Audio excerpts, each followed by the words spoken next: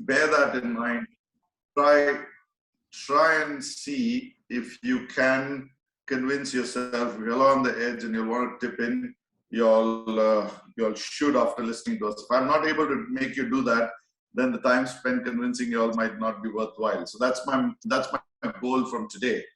But what convinced me, what prompted me to move from my job to seafaring was a very simple reason. My wife convinced me that being there for the son who was 3 years old, our only son since then that I know of at least, is now all of 21. And that time he was 3 years old, and she asked me whether I wanted to move out from my seafaring lifestyle and be a everyday dad to him. And that actually was the biggest trigger point. And the way she asked me, the answer was virtually a yes, because if you ask any seagoing dad today, in the way she asked me, probably all of them will say yes. So that was a simple move to quit my seagoing days and hang my boiler suit up to dry forever. Okay, excellent. And could you share the challenges that you faced and what made you keep going despite the difficulties? Because entrepreneurial journey is really challenging and a lot of people give up on the way. So we would like to hear your point of view. Well, I guess it was stubbornness and stupidity that I would eventually succeed. At that time, it was all of it. But then after some self-learning and reading, I realized that it was all about vision and hanging in there. Because like they say, mostly success is always around the corner.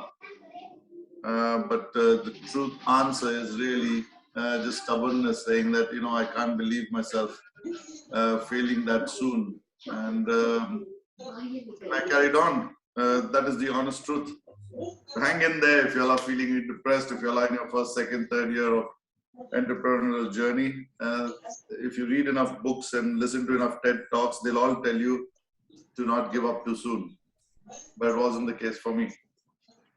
That's excellent. That's a very important factor. But to become an entrepreneur, you need to get resources. You need to find the right team. Could you share a bit about that? How did you find the resources and the right team? Because a lot of people start from zero.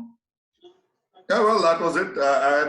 I had all of my seagoing savings, and that was it. I don't come from a rich daddy family, if you ask me, and the right resources were gray hair in those days. I was all of 35 when I started being an entrepreneur, and I needed more of this, you see, the salt and pepper gray. So I found a retired engineer who was happy to support me at that time, being a master mariner, a chief engineer, a chartered engineer who was retired. Was a perfect combination of age and youth put together. So who wanted experience and were asking for a mature professional. I put Mr. Shenoy up. He was with us until last year, until COVID kicked in, and he ended up as a 77-year-old mentor coming to office every day till the last day he was with us. He's now happily retired back in India. But as a general rule, I'll tell you where I don't look for resources. And I don't think anybody who is looking for good recruits as an entrepreneur should also. If there are any recruiting agents, they can send me their hate mail later on. But I do not subscribe to recruiters. Not because they're expensive and take away 1 month payroll out of it, but they promptly call the chap again much before his or her contract is due to expire and take him away from you or her away from you. So it's a no-no for us. We don't go to recruiters as a standard practice, and we haven't in our 15.5 years of entrepreneurship. Meeting excuse me, someone, please mute yourself. Jumping away. HP should be muted. All right. What's the next question? Yes, of course. A lot of people, when they move from SIP, they take a short job first before they jump into entrepreneurship. So what do you suggest for how long these people should stay in this job and same time working on the entrepreneurial dream? And what is the best place to start? Is it Singapore? Is it Dubai? Is it another place that give more opportunities to such people we want a short job temporarily until I build their entrepreneurial journey? Wherever they can see the rainbow converging, there's a good chance there is a.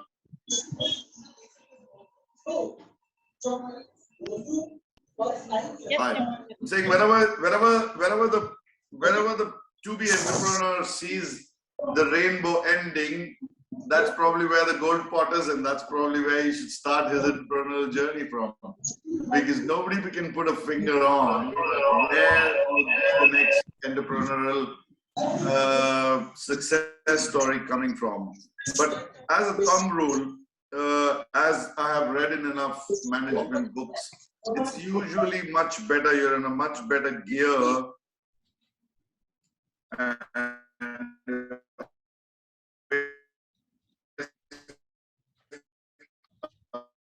awareness levels in a complacency is get out of your town. If you're born in a coastal town in Greece or somewhere on the Indian coast or Singapore, get out of your town. That's the best place to start your entrepreneurial journey, but not before you make friends, not before you understand the markets. So don't jump right in. You need a lot of industry support. But the best place would be outside your comfort zone, because you've got your senses the sharpest then. That's my viewpoint. But really speaking, it's all about guessing where the gold pot is and starting from there. That's a great advice, Captain Zarir. Do you have any other advice to share with the seafarers who are watching us now, that are considering to make the move? Any other important advice or things to consider? Yeah, well, come ashore early to start with. That's definitely an advantage. A lot of people will say finish your command or get your chief engineer's fourth stripe sooner than later, and only then step ashore. Well, I don't think that is necessary. Definitely in my line that I do as a consultant who goes out and talks to masters, chief engineers when there are claims, definitely the fourth stripe adds value. But I would say come ashore early. Age does play a role. You have your energy levels up. A 30-year-old entrepreneur versus a 55-year-old entrepreneur, big difference in motivation and energy levels. So start early, fail once or twice. It's always good to go through potholes early in life rather than later. Age is a big factor. I would say pay your own bills. Do not do business on other people's money. Do not go for these crowdfunding, venture capitalist kind of things. You will operate much better when the fire is burning between your legs, and it's your own fire and your own legs. That way you'll run the fastest to extinguish it if something goes wrong. Well, there are enough people who tell me that, look, they want to start something in commercial shipping. Chartering is good fun, and it's, we do the bottom of the scale. To go out and do a glove survey one day. I finished a purchase of a vessel this morning, and I'm here just literally half an hour before the webinar started. I prepared my slides, as you know, since yesterday, and gave it out to you. So be prepared all the time. There's always dignity in labor. Don't forget, we all started in the engine room or on decks, chipping, painting, or cleaning bilges in the engine room, or into crankcases and in this thing. So don't forget those days. Just because you've matured in your career doesn't mean that you stop working with your hands and legs. It's always nice to sign checks and talk about commercial shipping, where you're fixing vessels for thousands of dollars or millions of dollars spent on buying vessels. Every shipping professional on the face of this earth who understands a little bit will tell you that his first shore job would like to be in commercial shipping, and it's never going to happen. So don't run after that ghost. That ghost might not be yours for taking. reasons to come ashore. I give you my reason. Everyone has their own reasons. Reasons are not important. Coming ashore early is. Work-life balance is very important. So if you are moving without your family to wherever you are after you quit sailing or starting an entrepreneurial journey, don't waste your time. You will never succeed. Your success is only where your happiness lies. So your happiness, if you're a family member, is with your family. So please keep your family as close as possible to you. Their family support is key to your entrepreneurial success. Don't undermine it. And lastly, if you fail, what happens? You burn out all the money that you started with. Maybe you've got a few $1 million, I hope you do, to start off with, or maybe your life savings as a master or chief engineer, and then you burn a hole and burn it all off and you fail, for example. What happens? For God's sake, do whatever else you have to. Don't go back to sea. That's my final last point of view. Failure will come. Failure is bound to happen. Every entrepreneur has. We have several times. If you fail, hang in there, get another job, start another entrepreneurial journey. Do not go back to sea. And I said last, but I'll say a super last one. When you become an entrepreneur once, even if you fail, remember you have written off being an employee for the rest of your life. So what is the trade-off of being a successful or an unsuccessful entrepreneur? And that is probably you not being able to work for anybody else with that straight mind, with that happiness, with that point of comfort. So you've seen what it takes, what it means to make your own pound of flesh. You know what the smell of money sounds like, smells like, when you have your own brow and sweat gone into it, and you now want to give that to make somebody else rich. So once an entrepreneur, always an entrepreneur. That's my nail in the coffin. Thank you. Excellent.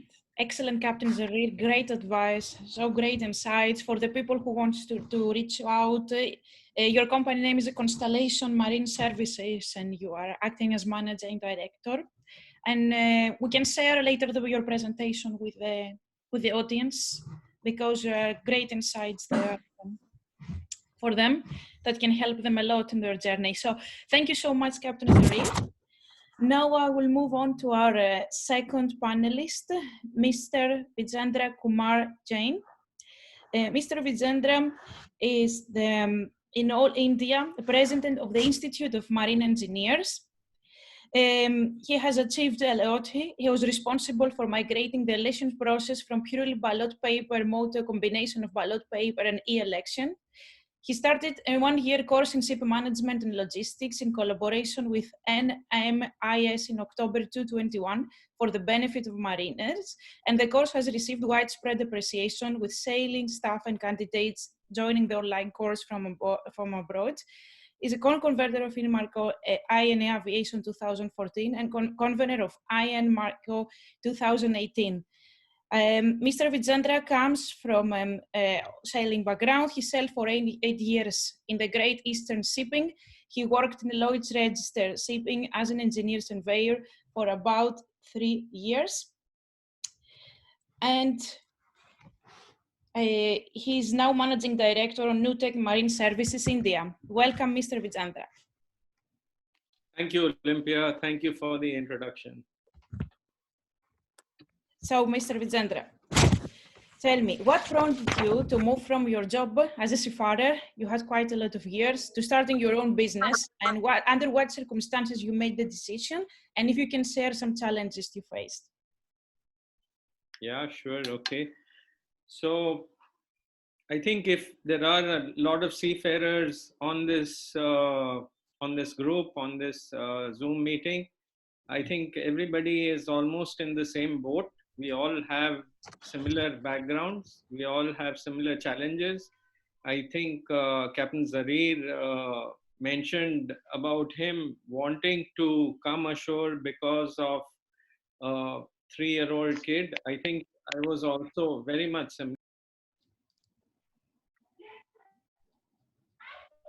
somebody's muted me. I No, just no, but unmuted sorry, by myself. mistake, I tried to mute you, so that you don't have Okay. background noise. Please continue. I hope I'm not too boring. Anyway. No, no, no, it's just I try to mute also background noises, so apologies. Yeah, please. So I mentioned that we all have similar backgrounds, similar compulsions. So the need for coming ashore was addition in the family, and therefore I took up a job in LR. Worked for a few years there. It's a wonderful stepping stone, classification societies. You learn a lot, meet a lot of people, etc. But entrepreneurship, if I can define it, I mean, if we don't only talk about ship and entrepreneurship, we just talk about it in general. I think the characteristics or the traits which an entrepreneur needs is something which is across the board. It doesn't need, you don't need to have only this particular thing and restrict it to shipping. You need, uh, you need tenacity, you need ambition, you need imagination, you need a lot of grit, self belief, if I can say so, uh, and a lot of optimism at all times. I'm reminded of the famous word deja vu, where you see something new, but you find it very familiar. And if you reverse it, there is another word called veja du. And that word means whenever you see something familiar, but see something new in it. So I think an entrepreneur needs a lot of veja du. It's something which we all need it if you wish to become an entrepreneur. Across the board, you can be maybe setting up Tesla, as Elon Musk has done. You can be setting up Thyrocare, or you can be setting up, you could be an Ambani, you could be anybody else. The characteristics required are still the same, and the compulsions across your life sometimes drive you.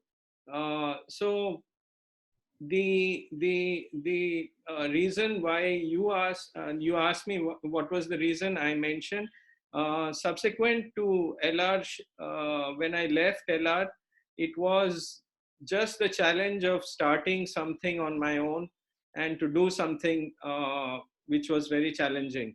It's about continuously changing yourself in this world.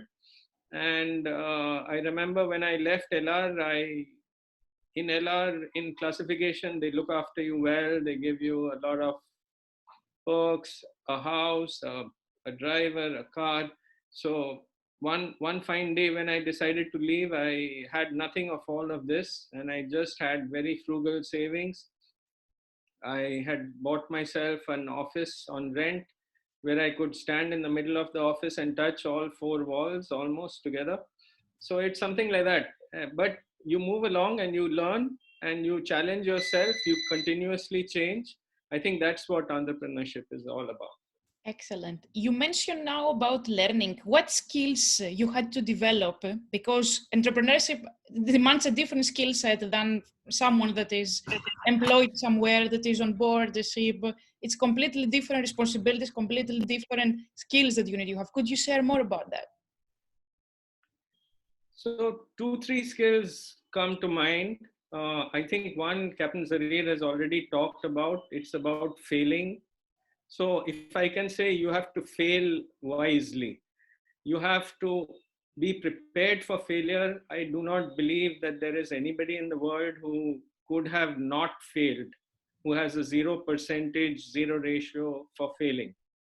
You have to be prepared to fail, and you have to be prepared to learn. So that is something which every businessman, every entrepreneur will need to go through. And like Captain Zarir said, don't go back to sea, don't give up. You have to, at some point of time, realize that sometimes it takes longer than others, and you have to keep trying. The second thing is about reacting quickly. There is something called the OODA loop, if I can say: observe, orient, decide, and act. You need to be fast. You need, in business, in entrepreneurship, there's no point doing things slowly because you'll never succeed. When I left LR in 1995, there was this new requirements which keep coming in shipping, as we all know. Every few years, there's something new. So in 1995, there was this new requirement about thickness measurement on ships. So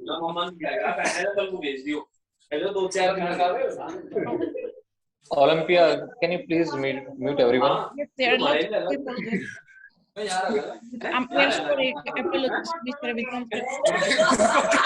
Please, keep you all mute, please, because it's a lot of participants and I need to go one by one. Please. Okay, thank you. yeah. So I was just saying, you have to move, act, decide, everything you got to do fast. It's very much unlike, let's say, a public sector undertaking where you can go slow and take your time. Shipping, as we all know, changes every day. And I was talking about my personal journey. In 1995, thickness measurement regulations were something new.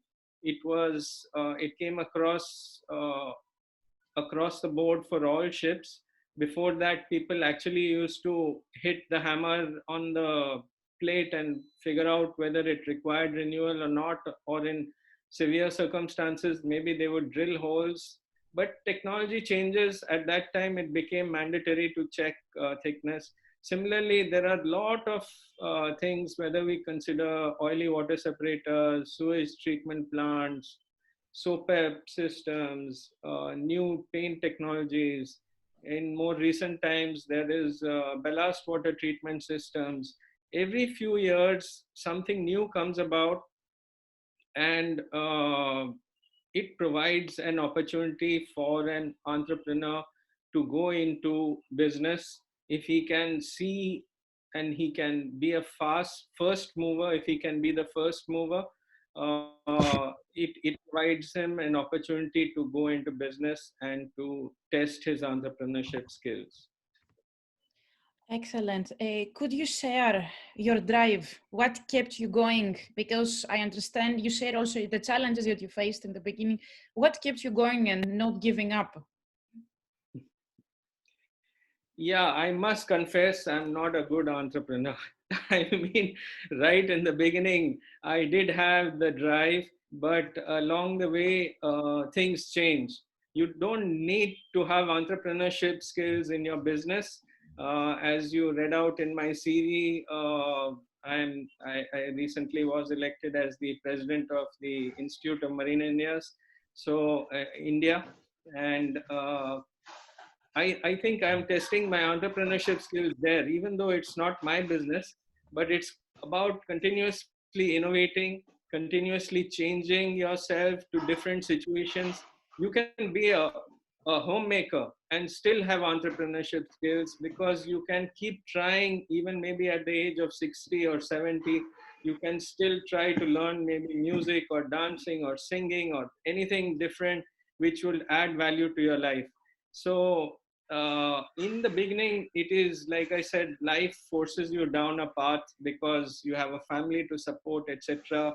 But after some time, I think you will realize that it's your own internal drive which keeps it going. Do you want to take this business to a new level, or are you excited by something else in some other field? These are things which keep a person going. And like I said, entrepreneurship is not only about making a successful business. You could use the traits in different aspects, different fields in your life to something like that. Yeah. Excellent. Excellent. And what advice would you like to give to the seafarers who are considering to make the move? How they should start? Yeah, I personally think you don't need anything. You don't need money. You don't need contacts. These are two things which, if you have, they're always helpful to you. But all you need is the few things which I mentioned right up in the beginning. You need tenacity, you need ambition, you need imagination, you need to have self-belief, you need to have a good attitude, and you need to be able to work hard. It's a lot of things I said there, but yes, these are things which drive a person.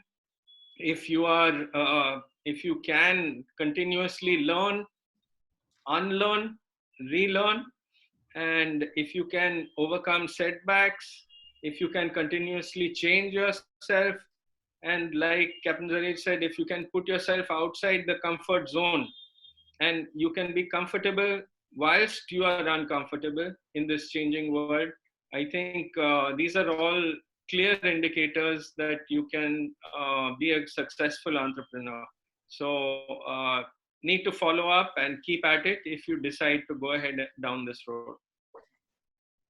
Excellent. Mr. Vijandra, thank you so much for your great advice and your great insights. At the end, you know, everything depends on our inner qualities and our inner drive and everything we found on the way. That's a very good thing for the viewers to know, and for the ones who are considering to make the steps. It's an inner quality. So thank you so much for being here with us. And I would like to move forward to our next speaker, Captain Arjun Singh Karla. Captain Arjun is a dynamic, multifaceted professional with over 18 years of rich experience in shipping industry, IT services, software products, B2B and B2C platforms, online marketing operations, crisis management, personnel administrations, trainings, and social activities. In the past, he served as a master mariner on board oil tankers and managing an IT and human resources organization. And currently, he's a director of Aqua 49 Webstreet Technologies PVT Ltd. Captain Arjun, welcome. Thank you, Ms. Wapia. Thank you, GMC, for inviting me for this webinar. Excellent. Thank you for being with us today. So, Captain Arjun, what prompted you to move from your job as a seafarer to starting your own business? What circumstances made you to have to make these decisions, and what challenges you faced in the beginning? Well, I have been asked these questions many a times by various seafarers.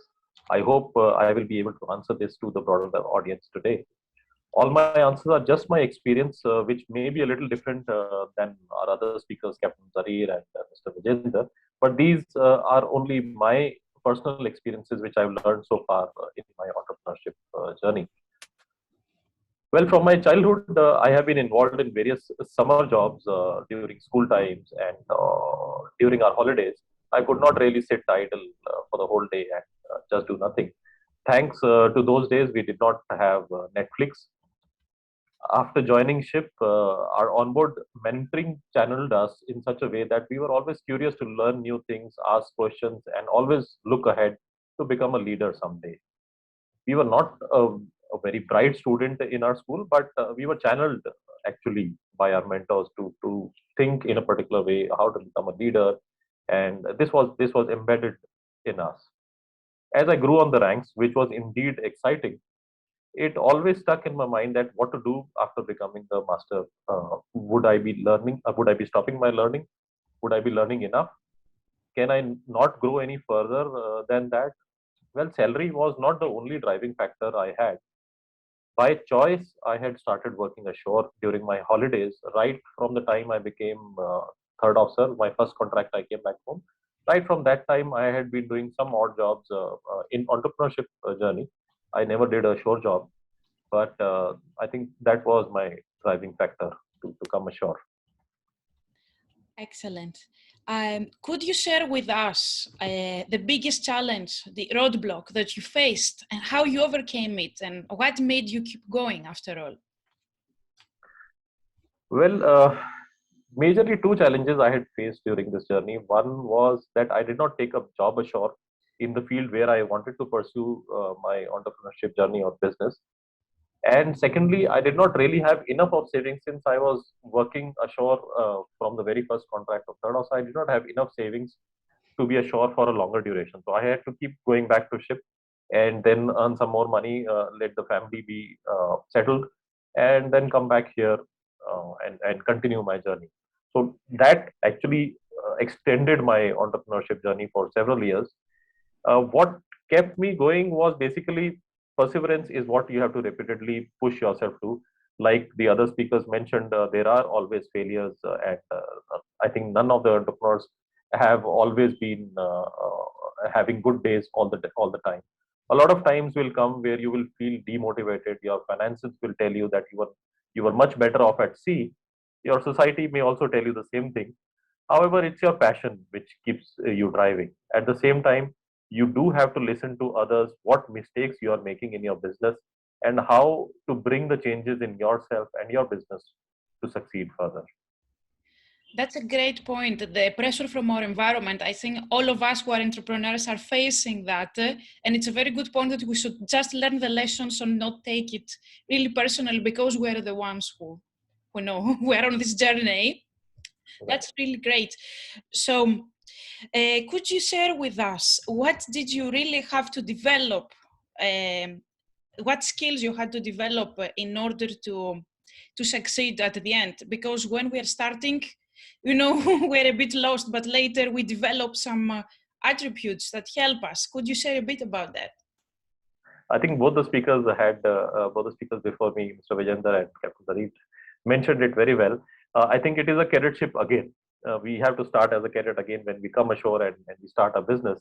I had to learn a lot of business management skills by reading and by observing other businesses, and majorly selling skills. Well, it may sound very straightforward, but both are very wide subjects to learn. And I think unless we have a good habit when we are at sea that we have to do certain courses, we keep on learning. When we come ashore, we are again put to the college. So that habit should continue. We should keep learning, unlearning, and keep learning and learning again. Well, I'm still learning. I am not that perfect of an entrepreneur. I'm still learning. Okay. You mentioned that you had this tendency on entrepreneurship since you are a young child. So what helped you to refine your talent, as I can say? Is it was your previous experience on the ship that helped you develop some leadership skills maybe, or it was something else? Well, I think those are two different things. Skills on board ships, everybody has a defined job and they know what to do and they're trained for that. When you come ashore, you have to find the right balance of your team, which is not too expensive maybe in the beginning, and also has all the right skills which can complement your skills to move further. Or you can delegate tasks to them in a way that they can complete tasks. And being in the maritime industry, I am from a very different place, which is landlocked. We are not even near to sea.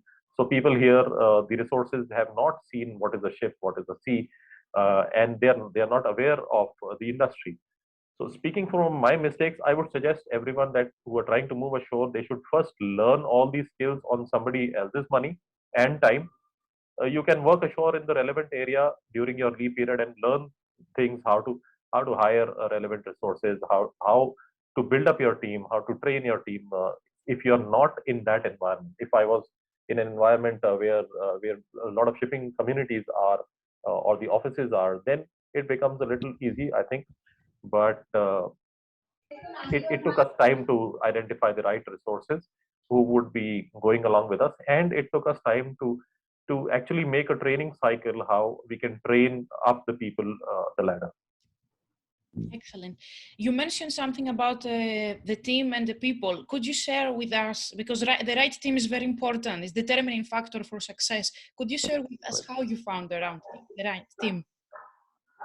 So we build up our team. So it was not that the skills were available. We had to build up our team. We had to build up the team to match our vision. And we started off with young guys who had some kind of experience, but we channeled them to learn the skills, what we want from our customers. What we want from our team to be delivered to our customers. So how we recruited the people was through various medias. We also utilized some HR recruitment teams, because we had like you mentioned, we are also having a part of our business is recruitment. So we did use those skills, and we could hire people for us, and we trained them to learn what our vision is and how to deliver to the global maritime community.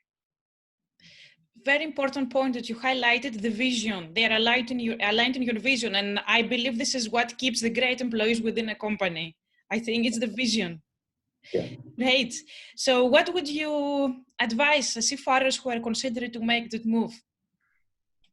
Well, from my personal experience, I would advise only three things. One is save enough money, at least when you are on a senior rank, you have family to be taken care of. You don't want any interruptions in your business, and you don't want any interruptions towards your family side.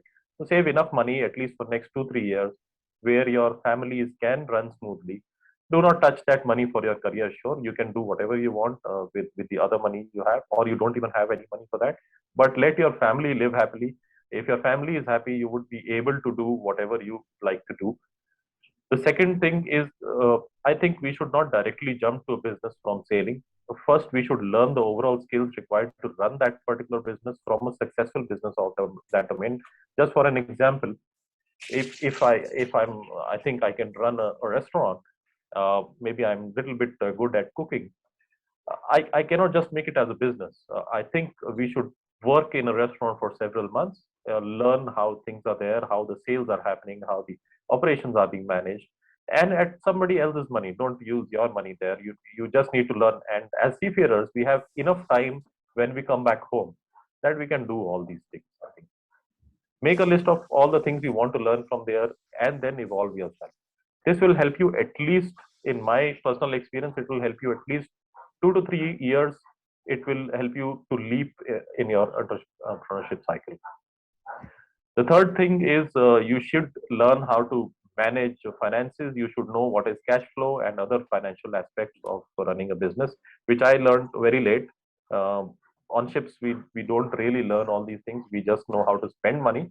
We we know that on the first of every month we get our salaries, and now we need to spend the money. But businesses are different. Great point. Managing the finances. We know we're never taught to managing finances from school, university. We're never taught about that. Absolutely. So it's one's responsibility of even more if you want to be an entrepreneur, to learn how to manage your finances. That's one of the top skills you need to learn. Right. That's great. Captain Arjun, thank you so much for being with us today and share all these great insights and your experience. Thank you for having me. And I would like to move on with our president, Dr. Binay Singh. He would like to say a few words today because we're approaching the end of the year and this is our last webinar. So Dr. Binay.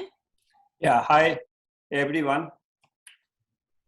You can see me? Yeah. Yes.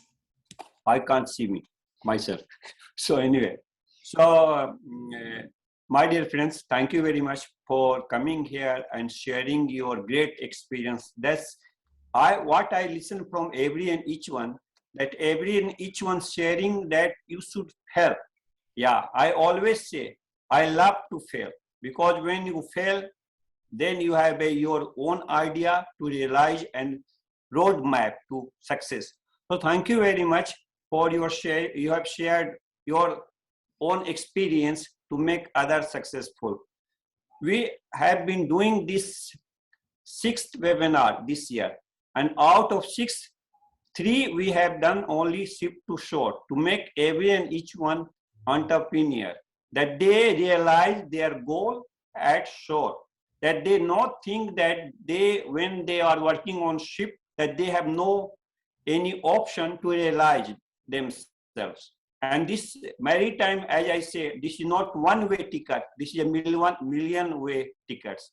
So thank you very much, every and each one. And thank you to my team that you have done great job, every and each one, to make this maritime industry so inspiring and motivate people.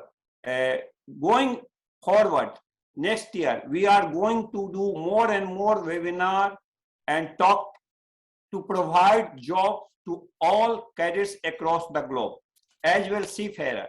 We will only here not compromise with non-competency, non-excellency. We'll need only in maritime industry, excellent seafarer, excellent maritime industry. So we are working here relentlessly day and night to make every H1 successful. Thank you.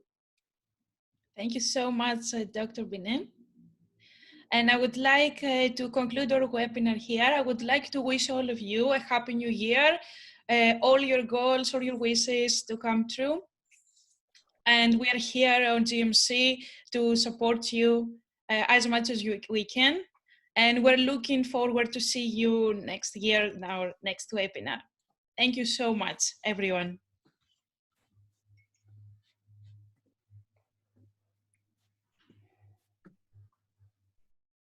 Bye-bye.